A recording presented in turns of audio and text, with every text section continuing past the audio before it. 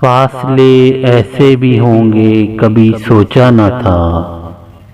सामने बैठा था वो मेरे और वो मेरा न था। वो के खुशबू की तरह फैला था मेरे चार सू। मैं इसे महसूस कर सकता था, छू सकता न था। रात भर पिछली सी आहट कान में आती रही। झांक कर देखा गली में कोई भी आया न था। मैं तेरी सूरत लिए सारे जमाने में फिरा, सारी दुनिया में मगर कोई तेरे जैसा न था। आज मिलने की खुशी में सिर्फ मैं जागा नहीं, तेरी आंखों से भी लगता है कि तू सोया न था। ये सभी वीरानियां इसके जुदा होने से थीं।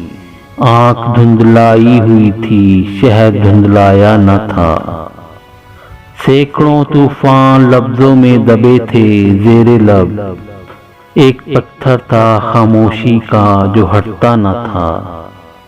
याद करके और भी तकलीफ होती थी अदीम। भूल जाने के सिवा अब कोई भी चारा न था।